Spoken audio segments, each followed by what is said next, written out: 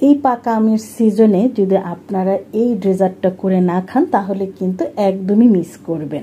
আসসালামু আলাইকুম ভিউয়ার্স, আমি আজকে আপনাদের সামনে পাকা আম দিয়ে কিভাবে একটি মজাদার ডেজার্ট তৈরি করবেন সেই রেসিপিটি শেয়ার করব।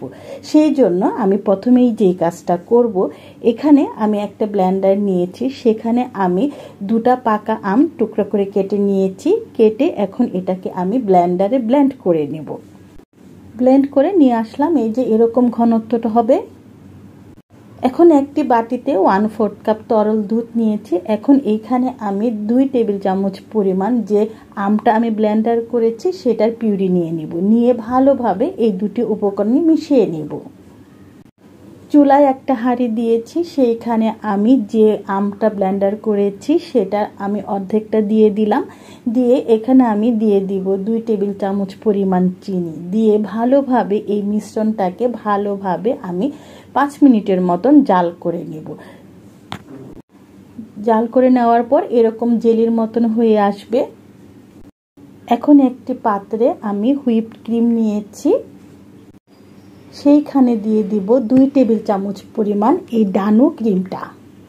আর দিয়ে দিলাম যে ম্যাঙ্গো জেলিটা আমি তৈরি করেছি সেইটা, এখানে 3 টেবিল চামচ পরিমাণ দিয়ে দিলাম। দিয়ে ভালোভাবে এই 3টি উপকরণে আমি মিশিয়ে নেব। এখন একটি পাত্রে 2 টেবিল চামচ পরিমাণ তরল দুধ নিয়েছি, আর এখানে আমি 1 চামচ পরিমাণ আগার আগার পাউডার নিয়েছি। নিয়ে ভালোভাবে মিশিয়ে এটাকে আমি 10 সেকেন্ডের মতন আমি এটাকে মাইক্রো ওভেনে একটু হিট করে নিয়েছি। তারপর এখান থেকে আমি যে ক্রিমটা তৈরি করেছি সেটা দিয়ে দিলাম। দিয়ে ভালোভাবে নেড়ে চেড়ে এই পুরো মিশ্রণটাই আমি যে ক্রিমটা তৈরি করেছি সেখানে দিয়ে দিলাম। দিয়ে ভালোভাবে এই সবগুলি উপকরণই আমি মিশিয়ে নিলাম। এখন একটি ব্রেড নিয়েছি, সেই ব্রেডের চারিদিকে যে অংশ আছে সেটা ভালোভাবে কেটে নিচ্ছি। এইভাবে আমি 4 স্লাইস ব্রেডের অংশ সুন্দর করে চারিদিকেই কেটে নিব। একটি সার্ভিং ডিশ নিয়েছি, সেখানে 2টি পাউরুটি দিয়ে দিলাম।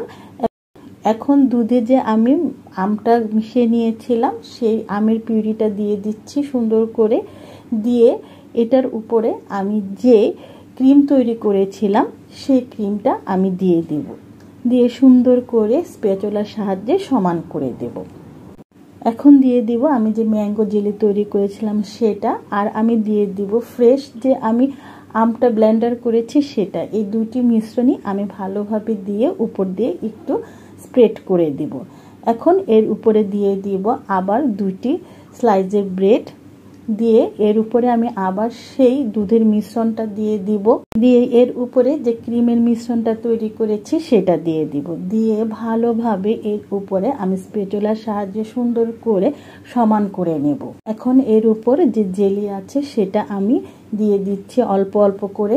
এখন একটি কাঠি নেবেন, কাঠি নিয়ে যেভাবে খুশি সেভাবে আপনারা উল্টিয়ে পাল্টে নাড়াচাড়া করে নেবেন। দেখবেন একসময় নাড়াচাড়া করতে করতে সুন্দর একটি ডিজাইন হয়ে আসবে। এখন এর চারিপাশে আমি কিউব করে কেটে রেখেছিলাম পাকা আম, সেটাকে আমি দিয়ে দিচ্ছি। ডেকোরেশনটা আপনারা আপনাদের মনের মতন করেই করতে পারবেন, যেমন ইচ্ছা ওভাবে আপনারা ডেকোরেশন করতে পারবেন। এখন আমি চারিদিকে একটু পুদিনা পাতা দিয়ে আর 2টি চেরি দিয়ে আমি এটাকে সাজিয়ে নিলাম। এখন আমি কেটে আপনাদেরকে দেখিয়ে দিচ্ছি ভিতরটা কেমন হয়েছে। এই যে খেতে কিন্তু খুবই মজার আর দেখতেও কিন্তু অসাধারণ হয়েছে।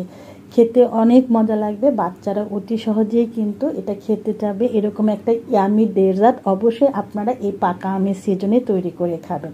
যদি আমার এই ভিডিওটা ভালো লাগে তাহলে অবশ্যই আপনারা আপনাদের ফ্যামিলি মেম্বারের সাথে শেয়ার করবেন।